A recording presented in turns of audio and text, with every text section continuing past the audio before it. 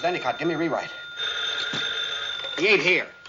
Journalists have a lot of different interests, but one subject we never seem to lose interest in is ourselves. The media these days is just obsessed with the media. There's the coverage of something like a presidential election, then the coverage of the coverage, and the coverage of how the coverage of the coverage impacts the coverage, all of it amplified by 24-hour cable news cycle, the internet, and all of that stuff. But I have news for you. This isn't new at all. This kind of self-obsession of journalists is as old as the news business itself. And there's no greater proof of that, and certainly no more entertaining proof of it than His Girl Friday, a 1940 screwball comedy directed by Howard Hawks that's one of the great classics of its time. Listen, Walter. Listen, I made a great reporter out of you, Hildy, but you won't be half as good on any other paper, and you know it. We're a team, that's what we are. You need me, and I need you, and the paper needs both of us. American. This is one of those great old studio comedies where everyone talks a mile a minute, and the plot is so convoluted and complex that to summarize it might take as long as it would to watch the movie itself. But just to lay out the basics. Cary Grant plays Walter Burns, the hard-boiled editor of the Morning Post.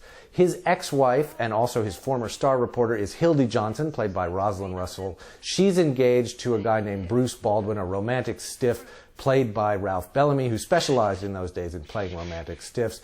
Oh, you're going to live with your mother? Well, just for the first year. Oh, well, that will be nice. Yes, yes. A home with mother. In Albany, too.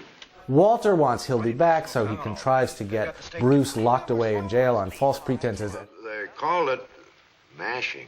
And sends Hildy out after one last big story, the impending execution of a pretty hapless cop killer named Earl Williams. Yes, that's what I thought of. Production for use. It's simple, isn't it? Very simple. You could even look at His Girl Friday as a handbook of journalistic malpractice, a long list of examples of what not to do if you want to be a professional journalist. Is this your money? But of course this movie is also a celebration of the spirit of American journalism at its finest. I can't think of any more exuberant and vital and entertaining picture of life on a newspaper. Give me the desk. Give me that phone. What a break. Stand back, everybody. He might shoot.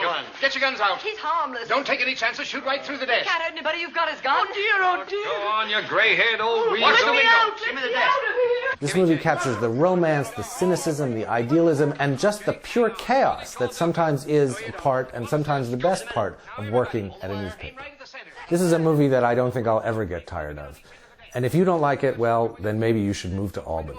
Any time now. I'll count three. It's hot. 1. Ready for an emergency. 2. Any second now. 3. Up with it.